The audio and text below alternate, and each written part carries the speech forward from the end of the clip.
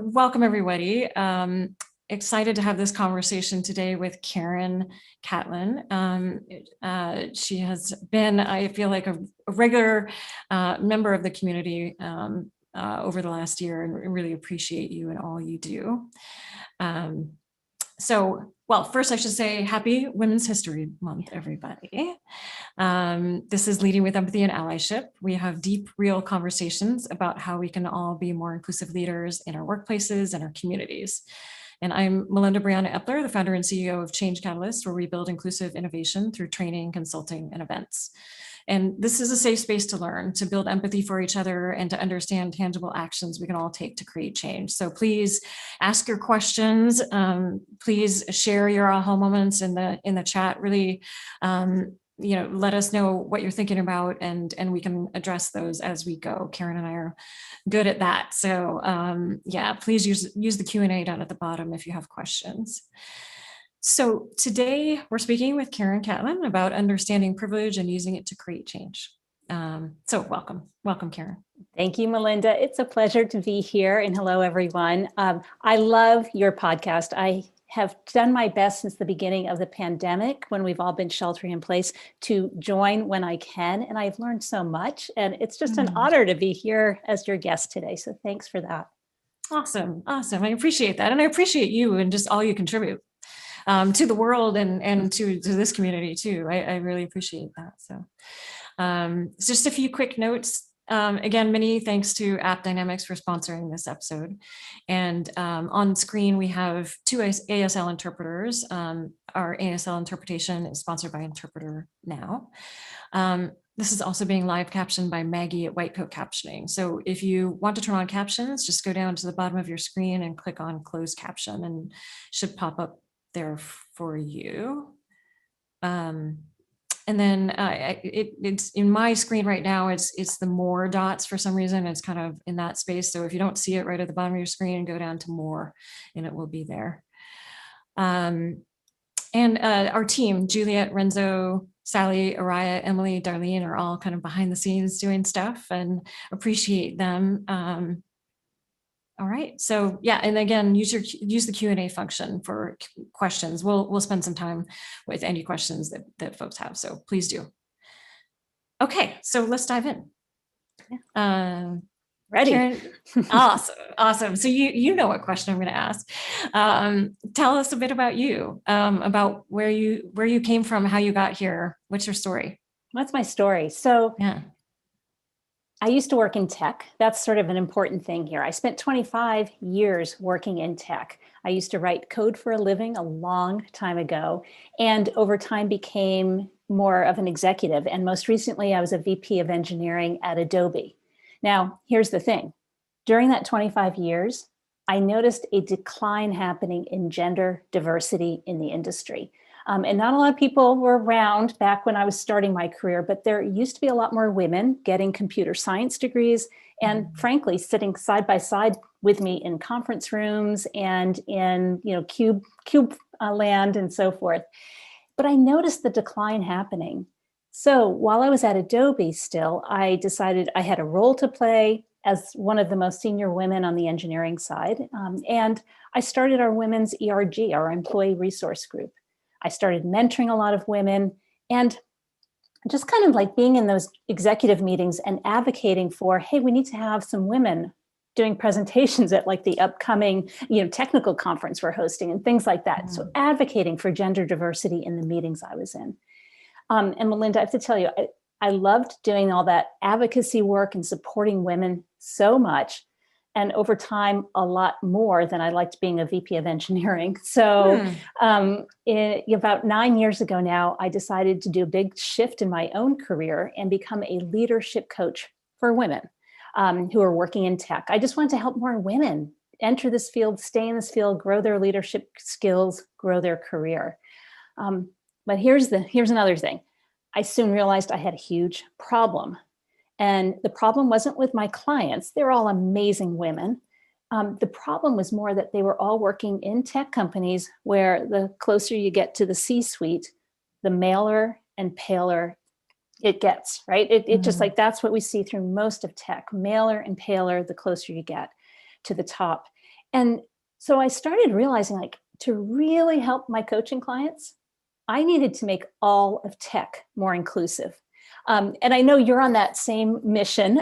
You've got a whole team. I'm trying to, I was so naive, like, okay, I can make a difference. One person over here, right? And of course, the first thing anyone wants to do these days when they want to change the world is start a Twitter handle. So I started, so naive. I started a Twitter handle called @BetterAllies. And this goes back to 2014. And my goal was to share what I saw were these simple everyday actions anyone could take to be more inclusive. So I'm not talking about the really strong, good top-down initiatives that we see in so many companies these days that are driving diversity, equity, and inclusion, top-down strategy and initiative. These were more things people could do in an everyday way, in the meetings they were attending, in the hallway conversations they were having, in the email or Slack exchanges they were having. So I started sharing simple everyday actions on Twitter.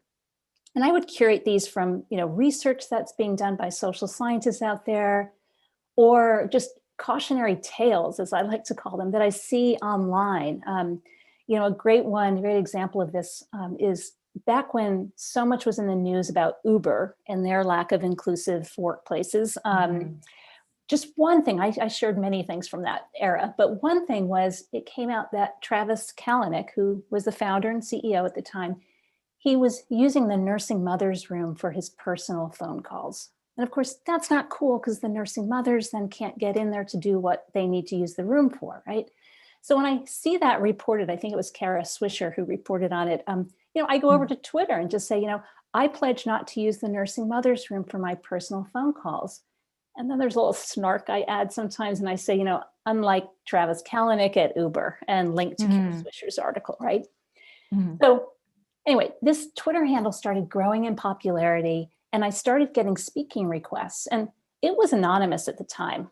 I did not have my name associated with it at all. And I would get speaking requests saying, hey, does anyone at the Better Allies initiative do any public speaking? The team behind Better Allies. And that's what it made me laugh. And I'm like, initiative, wow, it's just me. So, and I wanted to stay anonymous. So I must admit, I would reply. It was usually a direct message in Twitter. And I would reply and just say, one of our contributors does some public speaking. We'll put you in touch with her.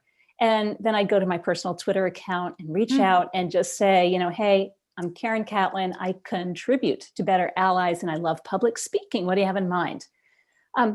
So I started speaking about this at conferences as well as at internal, mostly tech events, company events. And every time I was speaking during the Q&A, someone would ask, hey, Karen, do you have a book? Because we want more of this. This wasn't enough. And for a few years, I kept saying, no, I don't have a book. I don't have a book. But I did finally write my book. Better Allies is what it's called. And I published it just over 2 years ago. And in fact, I've just recently released a second edition. So I'll hold that up for everybody. This is the cover of my book in case you're not, can't see me. So anyway, this just came out last month and just refreshed with everything I learned in 2 years, which has been so much. There's been a lot going on in the whole allyship space, so to speak. Yeah. Yeah, no kidding. So there you go. There's my story. Awesome. And I think we might kind of circle back toward the end and kind of talk about what you've learned since, but I want to get to our topic for today. So we're going to talk about privilege, everyone's favorite subject, not.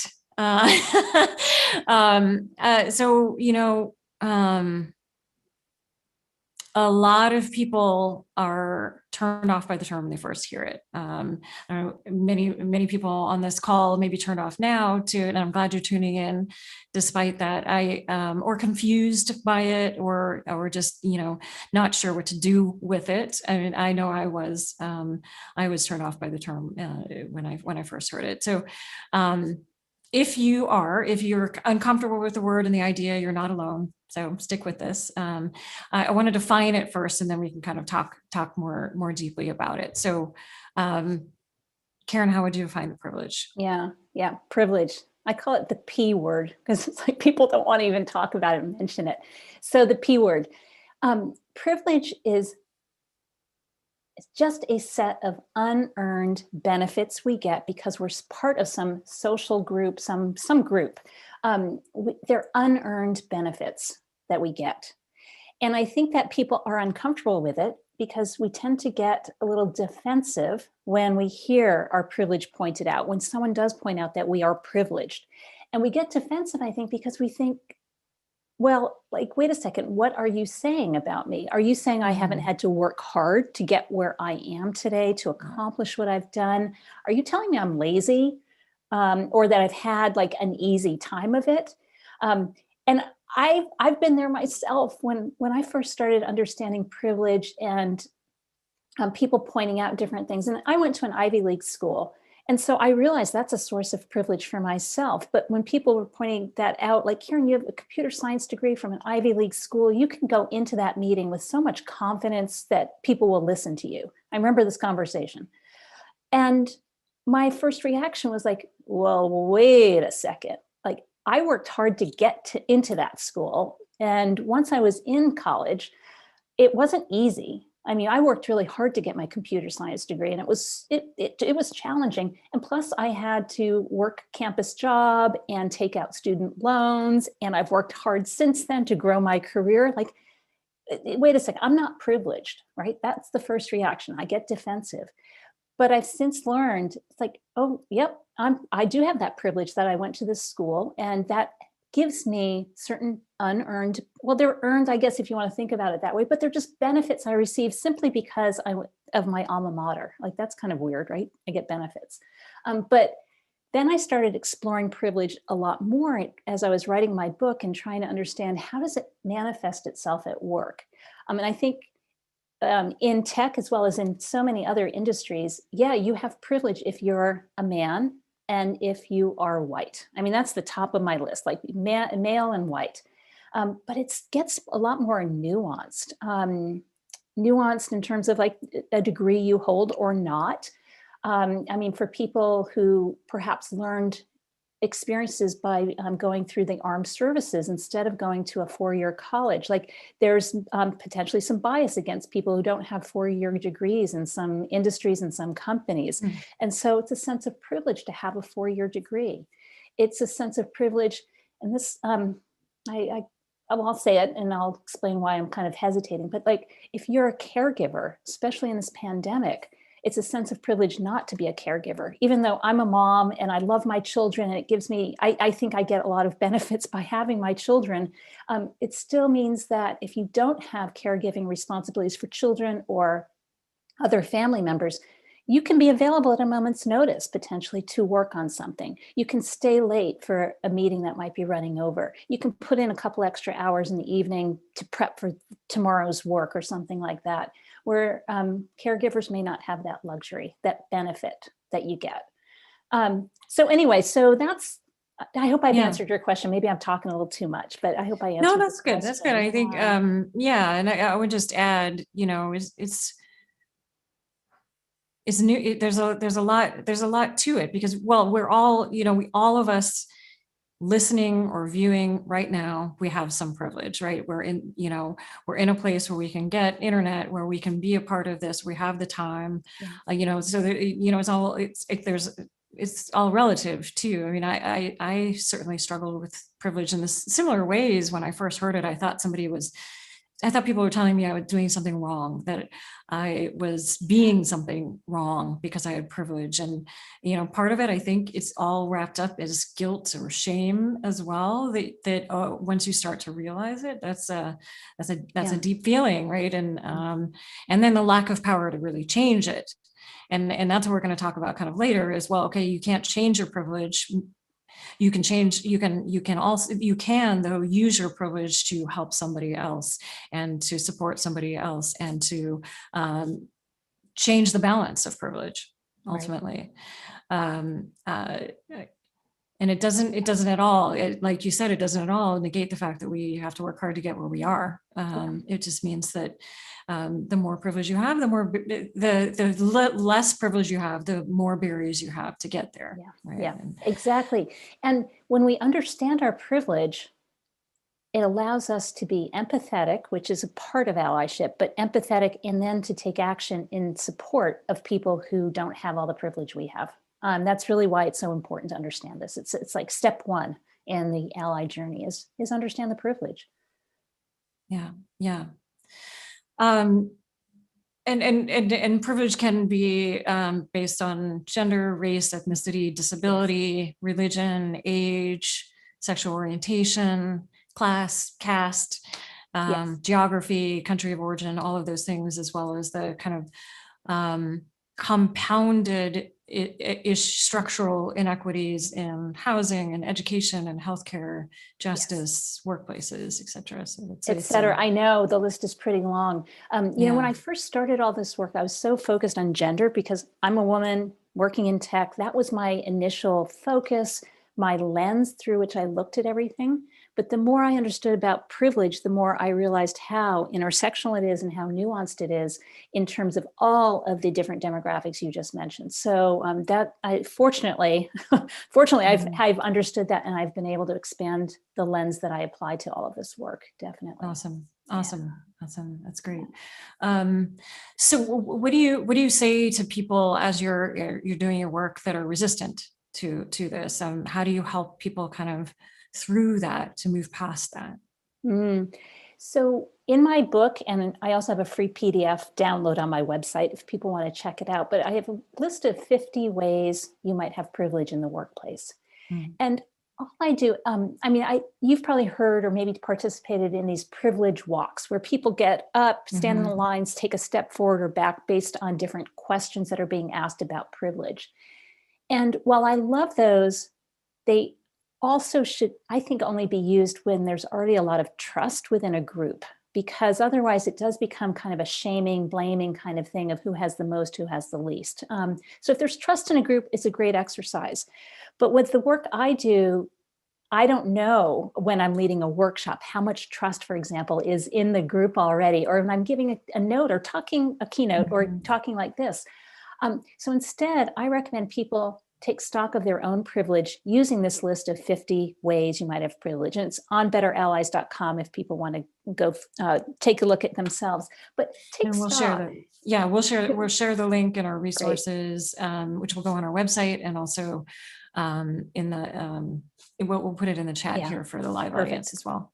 Perfect. But I encourage people to just take stock of their own privilege and keep track of anything that they found surprising. Like, wait, what does that mean that someone has privilege? Because they, like, for example, one of them is you've never been asked if someone has never asked you if they can touch your hair. Like, what does that mean? Like, why is that a sense of privilege? Well, for many Black women in the workplace, that has actually happened to them, that people say, can I touch your hair? And of course, that is going to focus on their appearance as opposed to the work that they are capable of, the skills they have, the experience they have that they're bringing to any work meeting. Instead, they're getting like this weird, a microaggression, I guess, when comes right down to it, of, can I touch your hair? So that's just one example of, like, take stock and were any surprising to you? And during workshops, then I like to lead a conversation. What were those? Let's have conversations about them. Yeah. And I thought it would be important to acknowledge in this conversation our own privilege, and that we're both white women talking about this. Super important to acknowledge that, and I think it may be useful for each of us to maybe say a little bit about the privilege that we recognize in ourselves. And so I'll start. For me, being white, whiteness, and cisgender. So I am a woman, and as I was defined at birth, which is not the case for everyone. And I am in San Francisco in the US with high-speed internet. And I'm not a primary caregiver. I made that choice a while ago, in part because I felt like I couldn't, for my career, have children. I'm also able to stay at home and work from home and earn income in the pandemic, which is a privilege. And I have a roof over my head right now as well. And one thing that I was thinking about too is that there's a privilege in being able to cover pieces of your identity, aspects of your identity that may hold us back, but there's, so covering means just kind of literally covering a piece of your identity, and it's not healthy. There are studies out there that show that it's not healthy, and so it's not the way we want to live. And at the same time, there are some invisible aspects of my identity that don't come out regularly, that as a result are not as high of a barrier for me. And one of them is I am bi, but I'm straight presenting, right? I'm in a monogamous relationship with my husband. I have some invisible disabilities that I do cover. I don't really talk about them very much. Covering can happen with religion, ethnicity, disability, but of course there are many people that cannot cover those things. And then at the same time, all of those things are privileges that I have, and yet I've experienced harassment and sexual violence, and as a woman, and I regularly have experienced microaggressions and systemic barriers as a woman as well. My expertise questioned. Work culture is not created for me. And all of that has led to, then systemic issues as biases as well have led to fewer opportunities than than white men and my white male counterparts. And so there, and as a result, imposter syndrome and some mental health issues as a result of some of that stuff too, right? So privileges, we all have privilege, and there's always somebody with less privilege than we have, and yet we all need to be there for each other as allies. Yes. Yeah.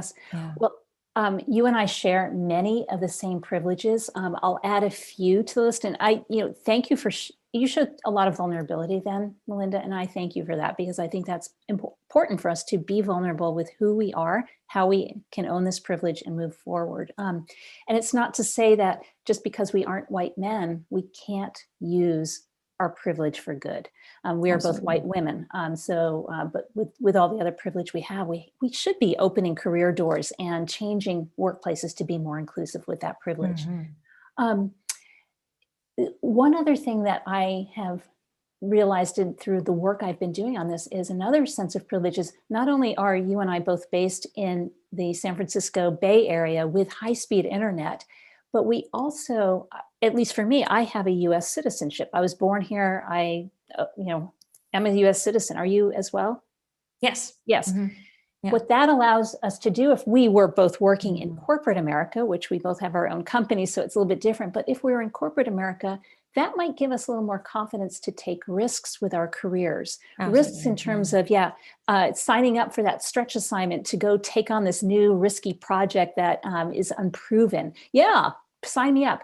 Because then we have the confidence that even if we were to lose our job, we could go find another one, and we wouldn't be dependent on our employer for our visa status.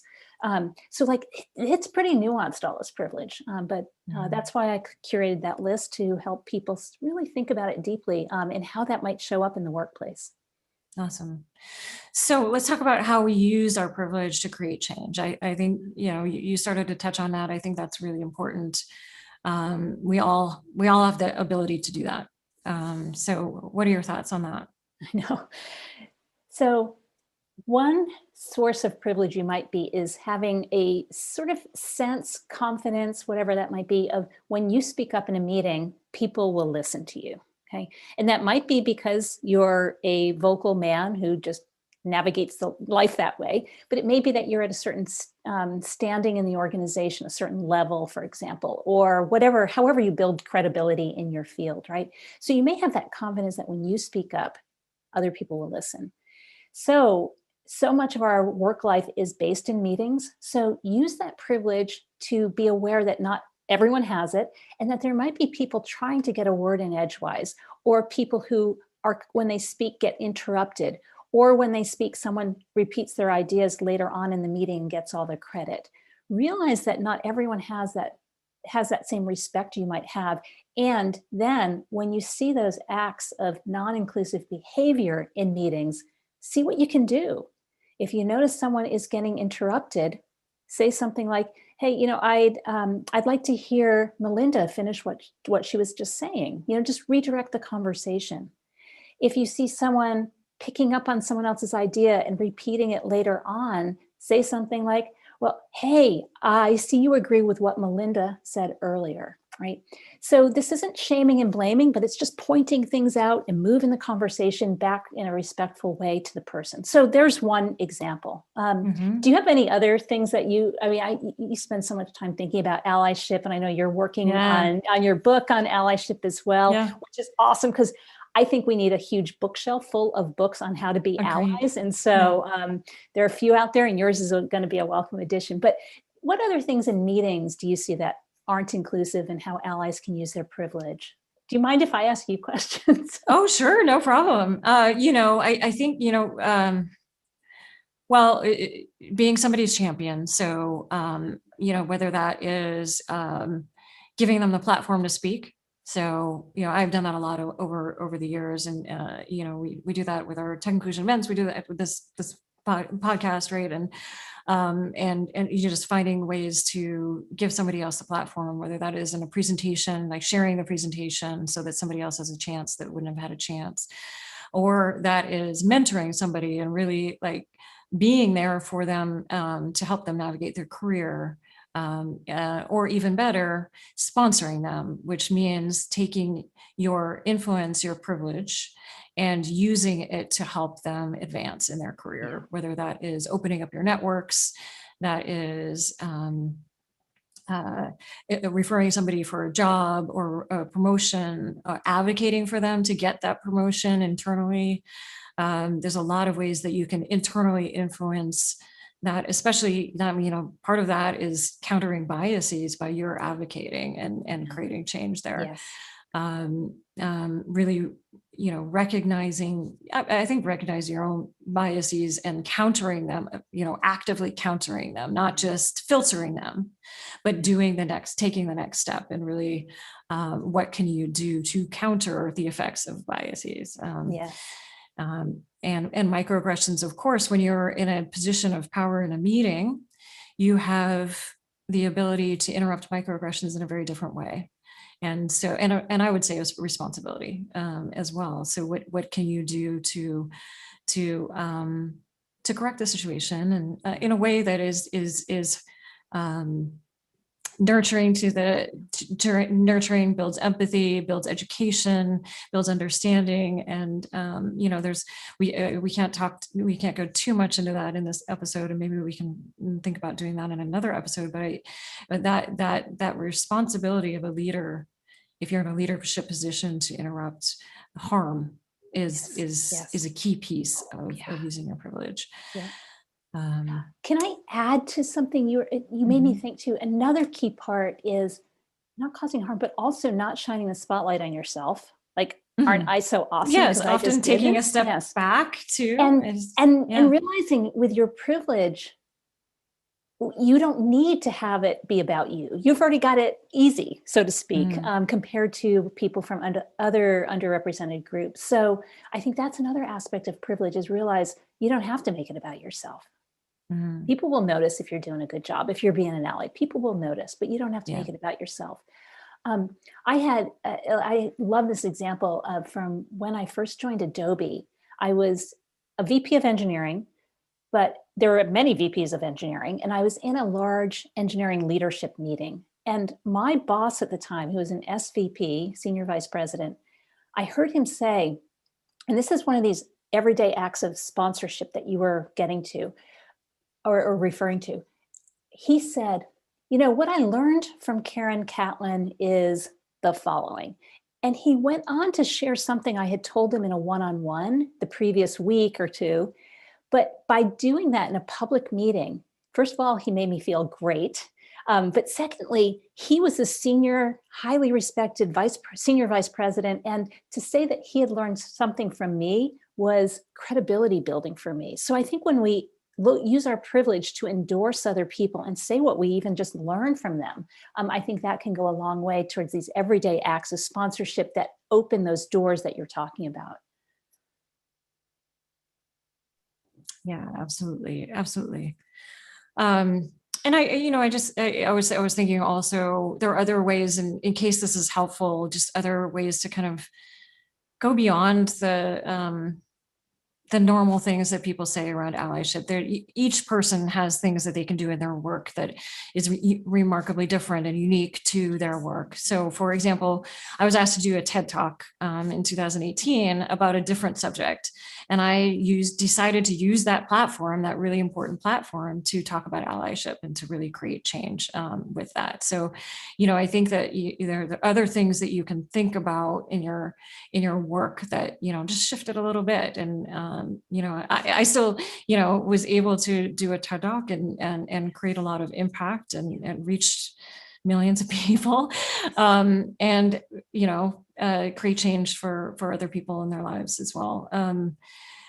So yeah, that whatever you do, you can use your platform there. I will also say that, even like, it's not just in the workplace. It's not just, it is also in our communities. It's even like, I'm in an interracial marriage, and definitely Wayne and I are allies for each other and really use our privilege for each other and are there for each other in spaces, where one or the other of us may not feel as welcome. We work to be there for each other and to use our privilege to make a difference for each other. And safe, whether that's safety or that's welcoming or belonging, it can evolve all along that continuum. Or love. It's also love. Yes, exactly. Love, exactly. I'm looking at the comments here. Some interesting kind of discussion in the chat here about whether we use ally or co-conspirator. There's some other terms. Accomplice comes up as well. There's a lot of different terms for the same, what I would say is the same thing, or a continuum of that same idea of really using your privilege to create change and support somebody, elevate and or dismantle. In the case of an accomplice, really dismantle the structures that are so important. And I hear some people, and I'm not reading the chat because I'm trying to pay attention to our conversation, but I know some people don't like ally because they feel like it's not action oriented. And I'm not sure why, because so my definition of an ally is using your position of privilege to take action and create a more inclusive workplace. So if that is someone's concerned, it's just like, I understand and words are very important, but I define ally as not a bystander, but an upstander who's going to make change. Take action. I honestly think that a lot of that comes from bad allyship, right? That, when we don't actually, when people say they're allies and don't actually take action, then Sherry is saying an ally is a verb. Exactly. Yes. When people don't take action as allies, then it's not real allyship. It's, you may be at the very beginning of learning, but you need to take action.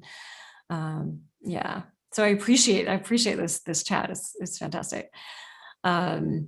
So in the workplace, what are, I guess we talked about that some. The one thing I would just kind of introduce maybe that we should address is around she session and what's happening now in this moment of the pandemic and the disproportionate effect on women of color, women with disabilities right now, and kind of how you can use your privilege to create change. Any thoughts on that?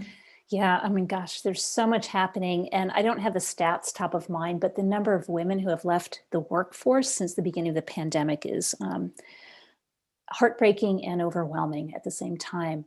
So first of all, and I wrote about this in a recent newsletter, it's like, you might be thinking, oh yeah, I've read all about all those women, and especially women of color who are leaving the workplace. Those are those hourly jobs. Those are the, hourly, low income, whatever jobs. It's not happening at my company. Like, that might be your first thing. It's not happening here. Yet I would suggest allies challenge that thinking if you are thinking that, and actually make sure that your company is tracking the regretted, basically leaves of people of women from your company. How does it compare to the men who are leaving, and how does that compare to prior years in terms of the people who are just quitting and moving on? And understand, like, maybe there is something that a company needs to be doing. So the ally can't necessarily address everything that's going on at the company in terms of regrettable losses of women from the workforce, but they can ask, what are our numbers like? And what are we doing about that? So I always imagine, and because I sat in so many all hands meetings for my companies over the years, it's like, these are great questions to ask at all hands meetings. Ask what's going on. So that's one thing, is see what's happening in your own company in terms of women leaving the workforce. And are there any things that can be done? Another thing an ally can do is, as positions open up at companies, and so many companies, especially you and I, Melinda, work so much with tech companies. Tech companies have been hiring through this whole pandemic. And when hiring does happen, let's make sure that we are being inclusive of people who might have left the workforce in the last year or even longer. And what that looks like in action is writing job descriptions that encourage people to apply, even if they have gaps on their resume, for example. What a great way to be. And teaching the hiring teams to make sure that you understand why those gaps are there, and what to do with them. Yeah. Yes, why they're there, what to do with them, and to get beyond them, not have that be something that is just an automatic no pile kind of directive. So those are some things I definitely think are important as we think about using our privilege to make the workplace more welcoming and address the she session. She session. I have so much trouble saying that. She session. There we go. Yeah. There's a lot of S's in it. Oh, look, Maurice has some stats in here. Maurice, if you wouldn't mind sharing the source too, that would be great. It's a lot, and I think it's so important to really plan ahead. If you are a hiring manager, to plan ahead for that. That's such an important point, Karen. Yes. So if Maurice has shared that, maybe someone on your staff can share it with all attendees as well now. Yeah, absolutely. Maurice, thank you. Maurice. Appreciate you. It's an article from CNN. 617,000 women left the workforce in September alone, compared with only 78,000 men. Yeah. Yep. And I would imagine that that's disproportionately women of color too, just to acknowledge that. I think that's what the stats probably would show. Yes. Yeah. Yeah. So a lot of, when we're talking about diversity numbers, unfortunately, it's highly possible that those diversity numbers will go down, and we need to work harder to bring them back up. I'm going to jump to questions in a minute. So in a bit. So if you have Q&A, if you have questions that you want us to answer or address, please put them in the Q&A function down at the bottom of your screen.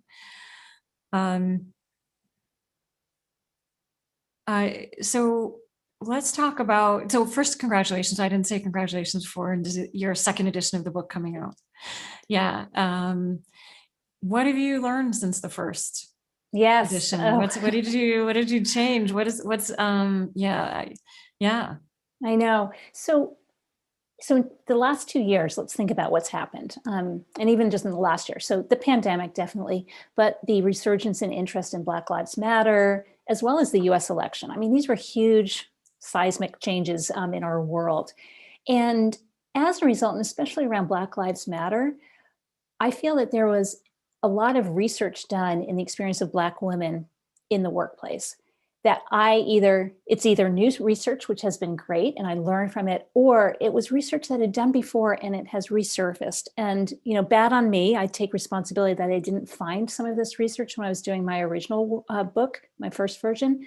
And so while in my first edition, I definitely covered issues facing Black women and women of color in the workplace, in addition to white women, I just felt like there's so much more that I learned about the experiences.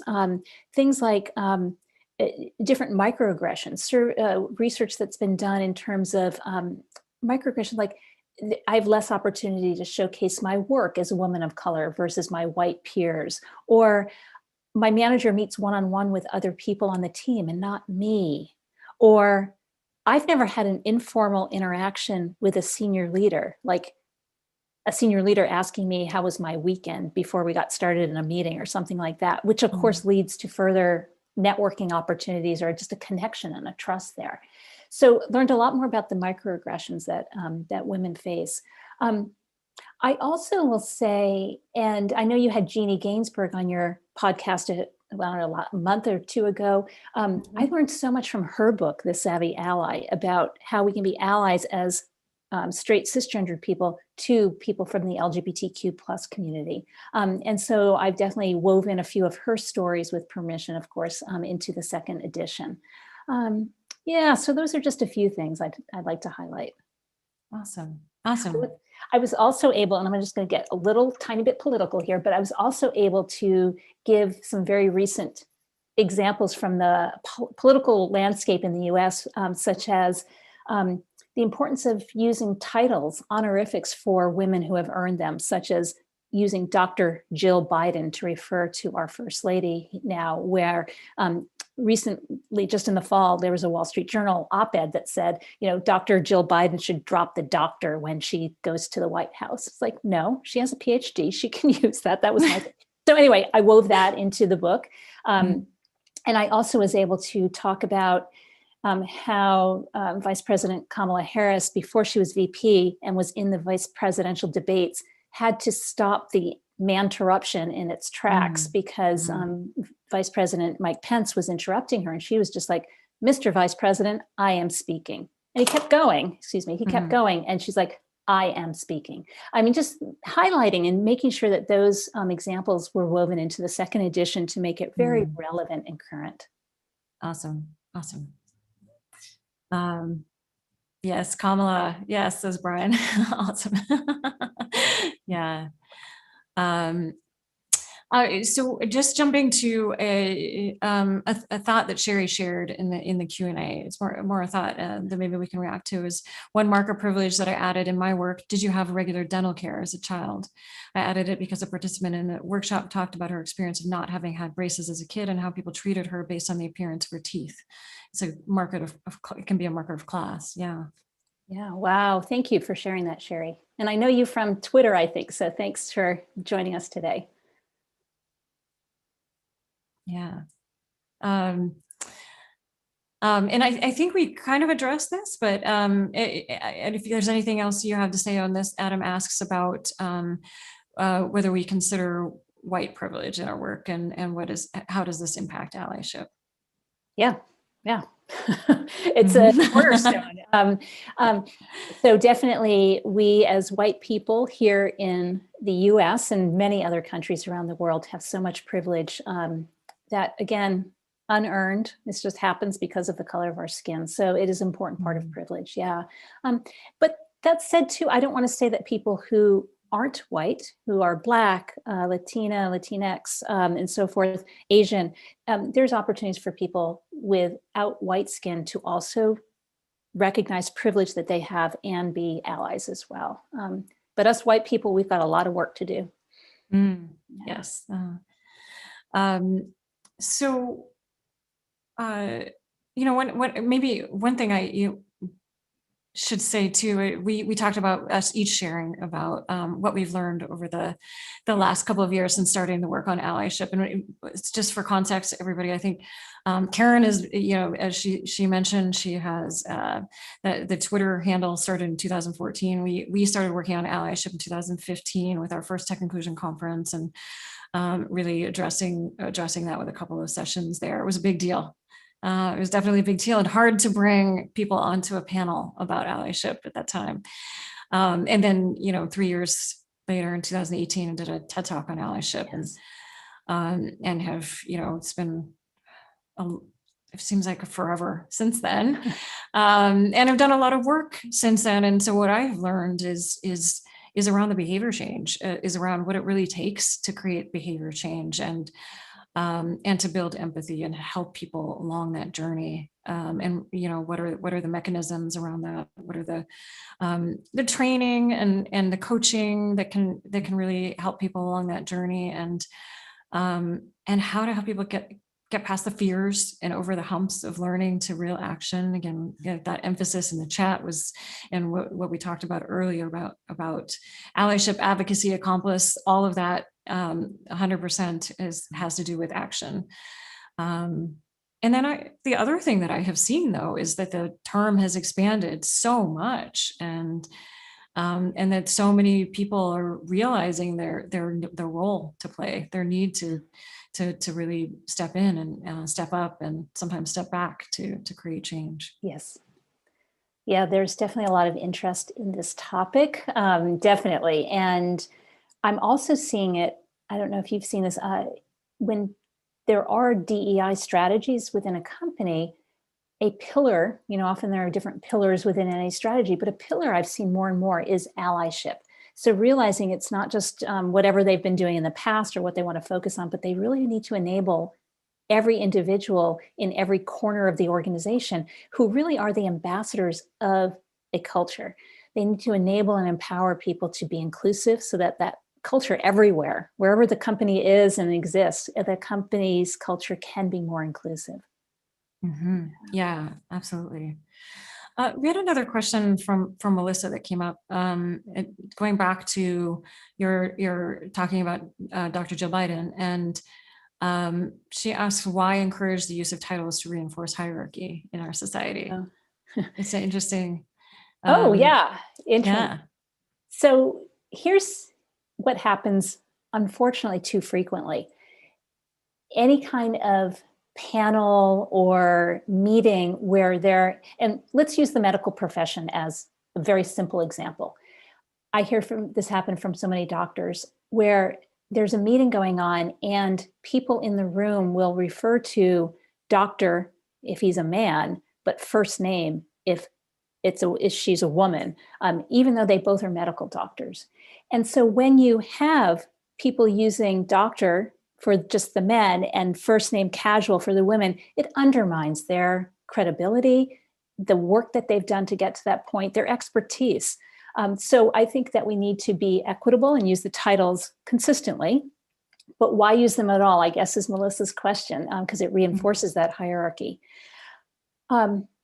Unfortunately, there are people in the world who don't get the respect they deserve, just without pointing it out, without doing it. It's just like the biases that might be in play just prevent them from having that credibility. And so we really should be using them for anyone who's earned them, but definitely focus on making sure that we use them for women and women of color.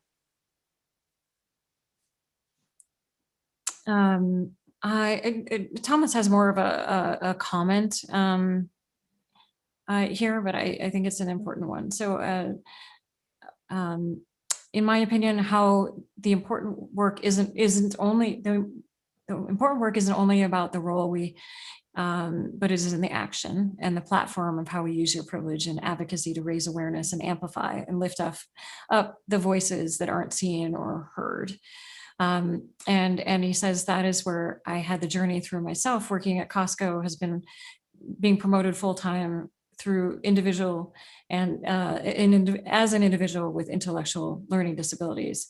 And it sounds like both has been helped by allies and also helps other folks as an ally as well. Yeah, I love that. Exactly. Thank you, Thomas, for sharing that. Yeah. And then I think we have time for just one more question here. When attempting to be a good ally to a peer at work, it seems it would be easy to be presumptuous, thinking you know what someone else wants or needs, but you might get it wrong. Do you see people making these kinds of mistakes, or is that an unfounded fear?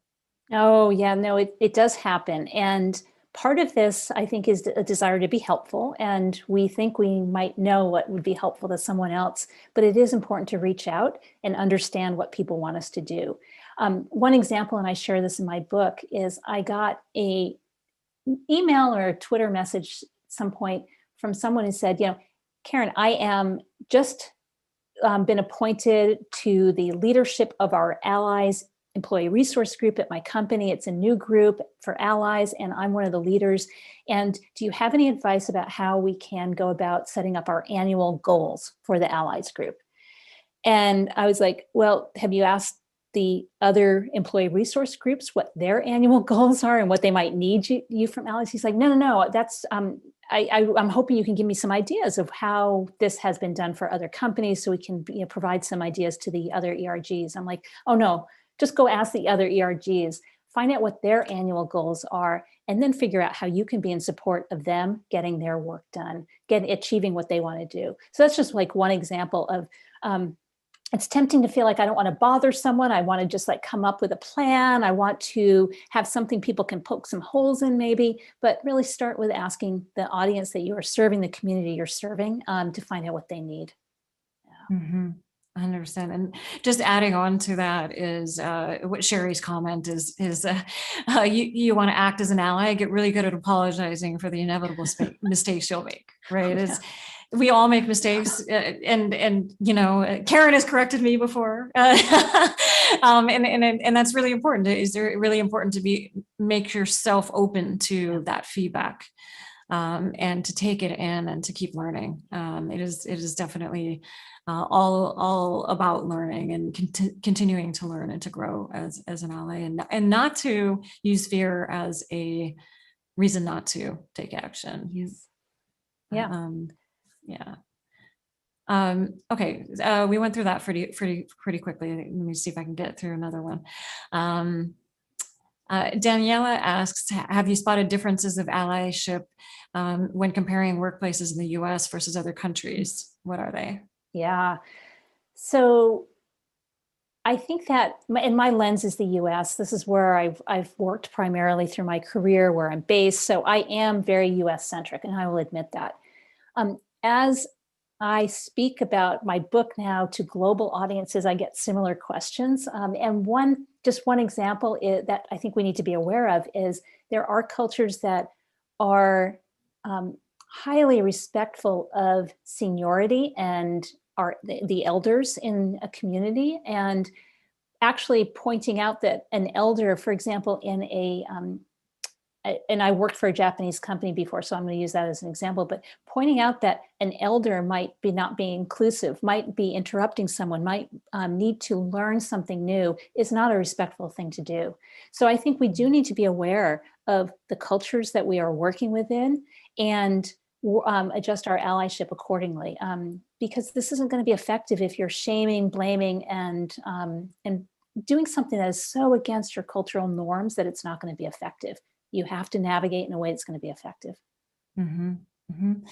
Yeah. And I think also, diversity, equity, inclusion conversations are different globally as well. And some, in some countries and in some regions of countries, it's more active, and in others it's not. And so I think there's also a level of education that still needs to happen in a lot of places, just around the basic foundational level of diversity, equity, inclusion, and to be aware of that as well, that you can't just go start telling people, start at level 5 when people are level 1, and really understanding your audience, no matter where you are, actually understanding your audience and the unique drivers that are at play around diversity, equity, and inclusion, and in that culture. Yes. There's a lot of focus on cultural intelligence now, and kind of building cultural intelligence across workplaces that span multiple countries, multiple cultures as well. I think that's really important. A really important part of this work around diversity, equity, inclusion is to go to that next step of cultural intelligence and building that capacity. Wonderful. Agreed. Yeah. Well, there's still more great questions we didn't get to, and thank you all for your amazing questions. I'll kind of take that in and see if we can't address them in coming episodes. I really appreciate you all and the great questions you have. Karen, where can people learn more about you? Yes, so I have a website, betterallies.com. I have a weekly newsletter I send out every Friday called 5 Ally Actions. It's basically what I've learned through the week or things I want to highlight based on something topical. But I'm on a journey and I'm learning all the time too. And so I write my newsletter to share that out so people can find that on betterallies.com. And I'd love to have you subscribe if you think it might be of interest and helpful to you. And of course, on Twitter and other social media platforms at Better Allies. Awesome. Awesome. And thank you. Thank you for this. Thank you for having this conversation. I know it's a tough conversation, but I certainly enjoyed it. And I so appreciate the opportunity to spend an hour with you, Melinda, and be able to talk about it. Likewise, likewise. So thank you everybody for doing this work of change. My question to you is, how will you use your privilege to create change? What stuck with you today in this session, and what will you take moving forward to really create change? Join us each week, and please share this with your colleagues. You can find previous episodes at changecatalyst.co/allyship series. And also a big ask, if you would find your favorite episode, find our episode on your favorite podcast platform. Please like it, please subscribe, so that we can continue to increase our viewership. I really appreciate you all. A special thanks to App Dynamics and Interpreter Now again. Sally will share in the chat where you can learn more about App Dynamics. And appreciate you all again. So many great comments continuing to come through. Thank you all for joining, and see you next week. Great.